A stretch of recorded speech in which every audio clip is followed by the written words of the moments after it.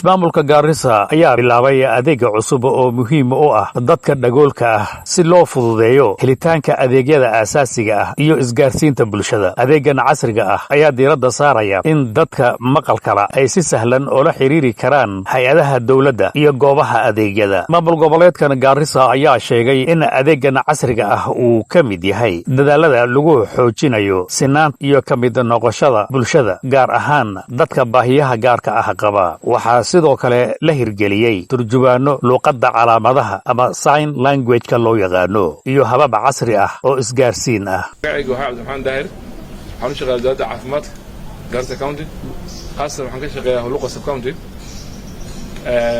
waxaa jirta in uu yeeray 3 maalmood oo training ku saabsan si loola hadlo dadka aan waxba aan maqlaynin. oo dadka aan maqlaynin dadka lama hadli karaan. nin kasta oo bulshada ku nool lama hadli karaan.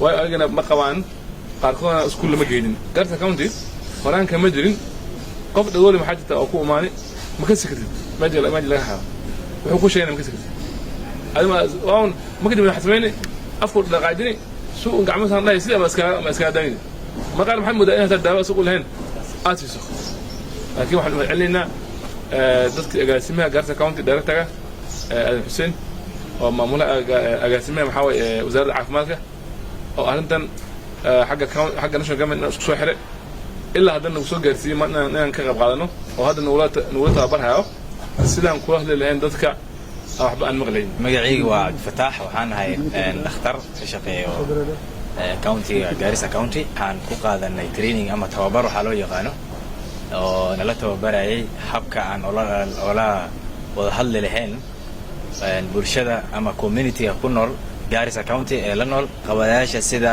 dhagoolnimada ama community-ga dhagoolayaasha sidaan oo la hadli lahayn iyo sidaan u dhageysan lahayn ayaa maanta nala taringelinay.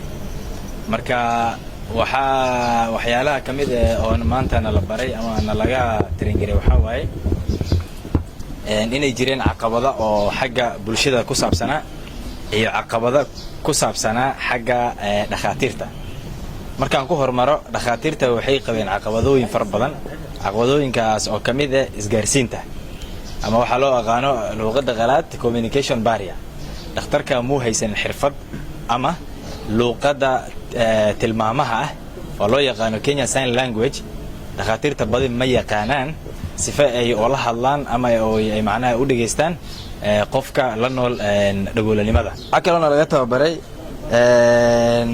cabsida iyo kalsooni daraha ay qabaan dadka bulshada dhagoolayaasha inaan cabsidaas iyo kalsooni daradaas aan ka bixino oo mar walba istaalka ay imaadaan ay kalsooni kula hadaan istaalka oo loo adeego si fiican loo adeego ayagoo luqadooda tilmaamaha ahayd aan isticmaalayno oo luqadii ay macnaha si fiican la isku fahmayo waxay sheegan karaan ay si fiican u sheeganaan oo si fiican loo daryeelayo. ugu dambayna maamulka ayaa tilmaamay in qorshuhu yahay in adeegan casriga ah la balaariyo si uu u gaaro dhammaan dadka u baahan loona hubiyo in qof walba helo adeegyada muhiimka ah si siman.